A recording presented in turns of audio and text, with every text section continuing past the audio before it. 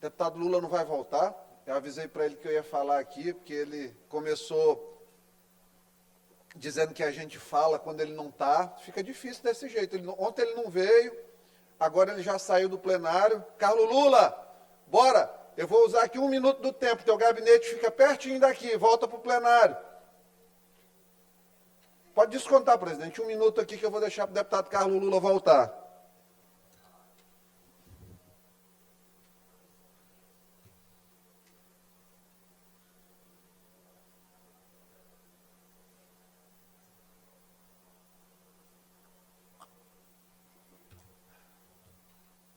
Continue a fala, meu Não, deputado. não, eu quero dar oportunidade para ele, porque ele falou já, ele 2 vezes e o deputado Rodrigo Lago 2 vezes. Não, eu dei 1 minuto só, eu ainda tenho 14 para falar.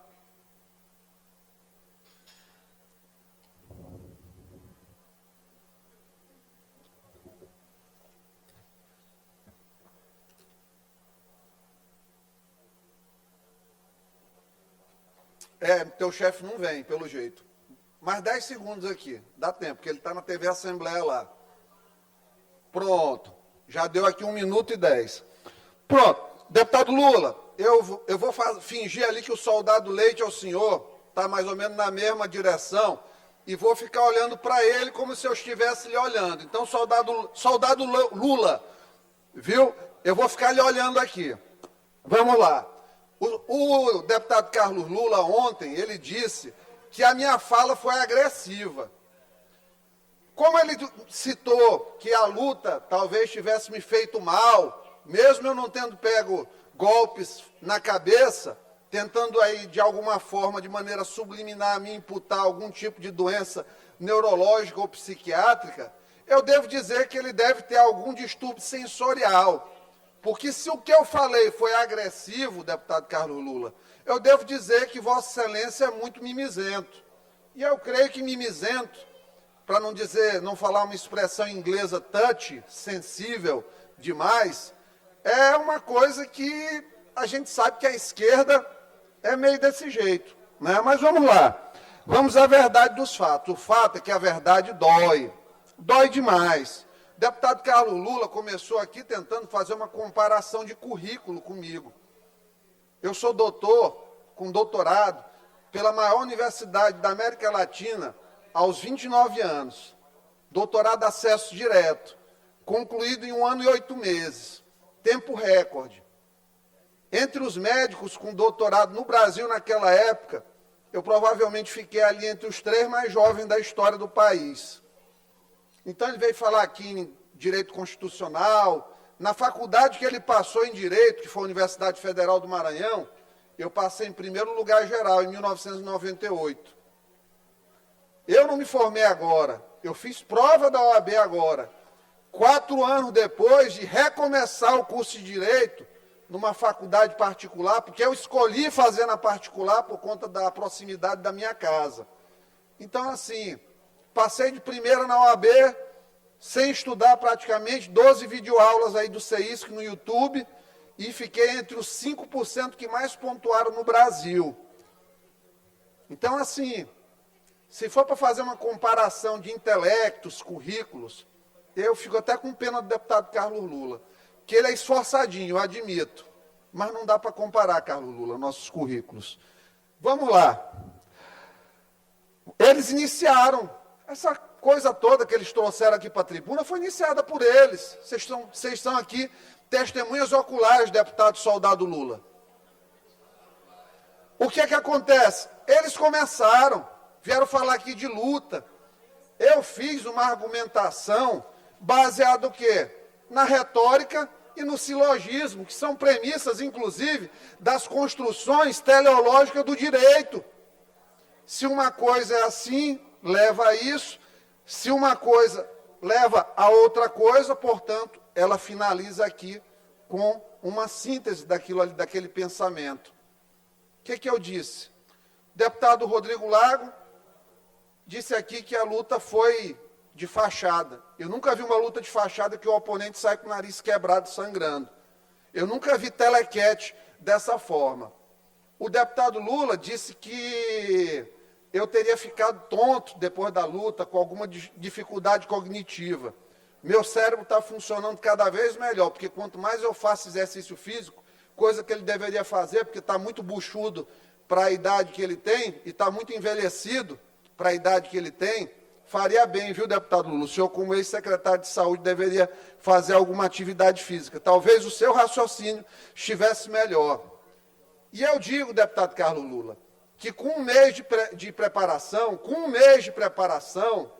é melhor um soco no ar, como Vossa Excelência disse, do que essas suas palavras frágeis ao vento, como foram ditas aqui na tribuna da Assembleia. E são palavras frágeis ao vento, presidente, eu digo por quê, e deputado Júlio que está ali. Porque é de tudo que eu falei ontem, quando eu disse que nenhum deles, nem Rodrigo, nem Júlio, nem Lula, quando o deputado Otelino sobe aqui na tribuna para chamar o governador Brandão de caloteiro, nenhum deles, Otelino, sobe para reagir às tuas palavras. Mas se fala de Márcio Gerri, se fala de Flávio Dino, viram leões aqui em cima da tribuna. Isso eles não refutaram, ou seja, argumento verdadeiro, cheque, aprovado, verdinho, mostrando que nós estávamos com a razão. Então, volto a dizer, abra o olho, Brandão, para os inimigos íntimos, não inimigos ocultos, viu, deputado Carlos Lula? Então, assim, ele falou que tinha vergonha de eu ter feito uma luta. Eu vou dizer, quando eu falei em luta aqui, foi justamente o quê? Para dizer, gente, se vocês estão achando que foi combinado, que foi mentira, eu estou à disposição, vamos fazer aqui outra beneficente. Não falei para a gente ir no estacionamento se matar. Não, com luva, com protetor bucal, com técnica. Vai aí que eles melhoram a saúde deles. Eu sei que eu dou conta dos dois, pode ter certeza. E continuo dizendo. Mas não estou chamando, estou dizendo que caso eles tenham dúvida quanto à veracidade, eu estou aqui para comprovar, gente. Porque aqui tem gente para mostrar a verdade, nas palavras e nas ações. Mas vamos lá. Deputado Carlos Lula, sabe que o senhor devia ter vergonha? É de falar coisas que o senhor nem sabe. O senhor disse que essa Assembleia custa 1 milhão por mês.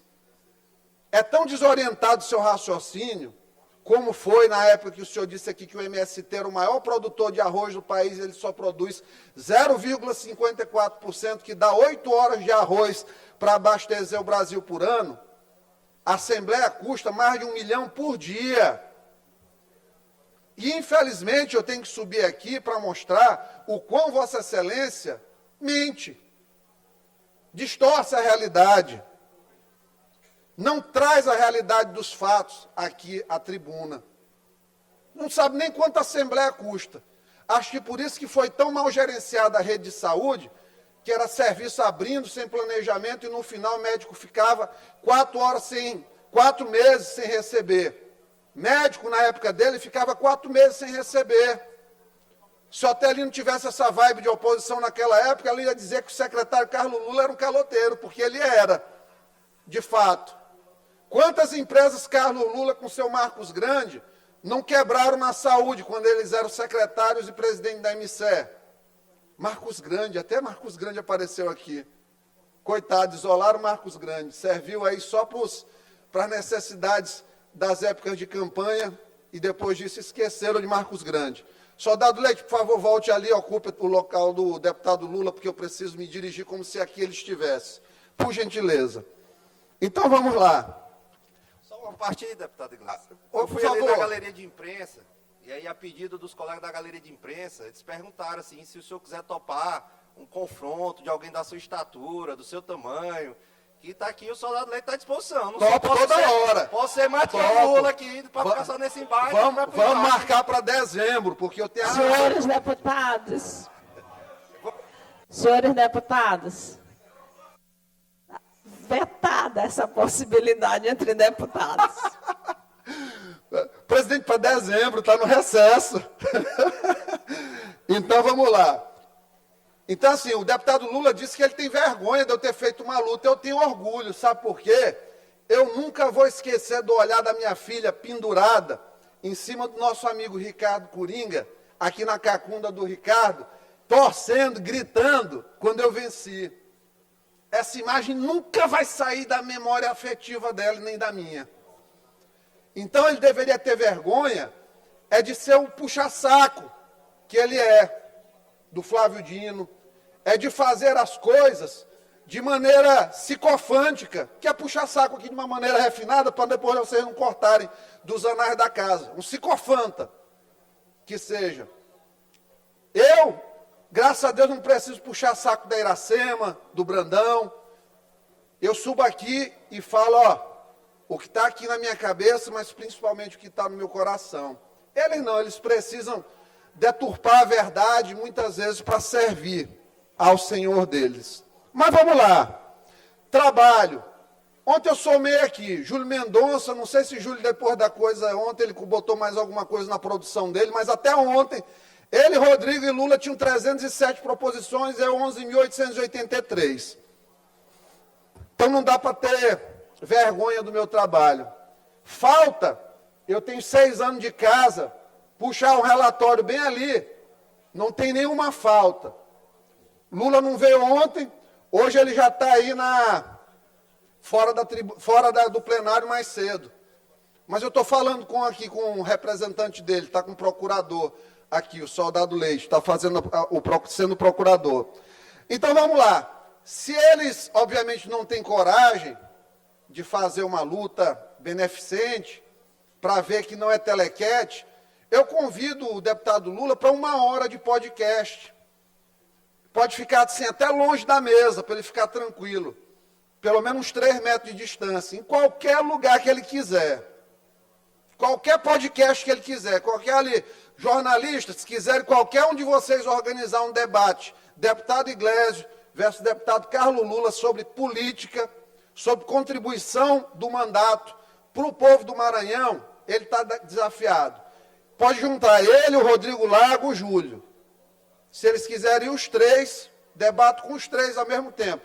Só que com os 3, bota 2 horas para ficar mais interessante, ao final. E aí, nós vamos ver realmente quem de fato tem contribuição ou não ao povo do Maranhão. Eu tenho certeza absoluta que eu vou ganhar. Como eu tinha certeza absoluta que eu ia conquistar cada etapa da minha vida, como eu sei que um dia, logo, logo eu serei prefeito dessa cidade, porque aqui no meu coração só tem o bem para fazer pela minha cidade. Deus me deu a clareza e a visão de entender os problemas e muito mais, de ter coragem para instalar as soluções. O deputado Rodrigo não falou nada demais, tomou tudo como verdade ontem do que foi dito. Tem aqui, falar aqui um pouquinho do projeto da deputada Mical, ela ainda se encontra, está ali, deve ter ido para o gabinete atender. Vamos lá, foi vetado o projeto ontem. Um veto de natureza completamente ideológica. Por quê? Porque o projeto ele não faz parte de nenhum item de lei de diretrizes básicas. Ele não faz parte de nenhuma afronta à Base Nacional Curricular Comum, a BNCC. Sabe por quê? Porque ele não proíbe a escola de fazer a atividade de gênero. Tem previsão ali na Constituição, nos tratados internacionais dos quais o Brasil é signatário, essa questão aí da diversidade. Agora, o que o projeto trata é da pessoa ter o direito de não querer participar. E Bandeira, Braulio, cadê Chiquinho? O jovem, o procurador da criança, do adolescente, é o pai dos melhores interesses. Se o adolescente quiser chegar num bar e pedir bebida alcoólica, ele não pode. Voltou aqui, deputada Mical. Então, deputada Mical, o seu projeto ele não tem nada de inconstitucional. Por quê? Está assegurado lá. Artigo 226 da Constituição. A família é a base da sociedade. O Estado tem proteção especial contra a criança que apanha, contra a mãe que apanha, contra a droga que entra dentro da família destruindo. Proteção especial. Tem o controle, mas não é dono da vida das pessoas e nem da autonomia familiar. O Estado não é. Então, ela já falou muito bem aqui, o artigo 24, diz justamente competência concorrente dos estados para legislar sobre a matéria. Nós não estamos tratando de base curricular, mas sim sobre o sagrado direito de não querer ir a um evento dentro da escola. Só para finalizar, presidente. Porque hoje, infelizmente, o Estado brasileiro, ele tem projeto. E ele quer enfrentar e destruir as famílias que têm propósito. Então, nós não podemos aceitar esse veto e vamos trabalhar para derrubá-lo. Se quisesse fazer uma coisa constitucional, trabalhar dentro das linhas da Constituição, estou terminando, presidente, poderia simplesmente fazer um veto parcial ao artigo 7º, apenas, para não multar os gestores. Só isso resolveria. Agora, o pai ter direito do filho não ir para uma atividade de gênero, em que eles querem cada vez mais instigar meninos e meninas a se tornarem gays, lésbicas, transgênero, incentiva, subvertendo o papel da escola, que é de ensinar os valores mais basilares. Conclua, deputado. Então, para finalizar, nós vamos trabalhar pela derrubada desse veto, porque, acima de tudo, existe a liberdade dos pais e dos alunos participarem ou não de atividades como essa. Nem todo mundo é obrigado a ser LGBT.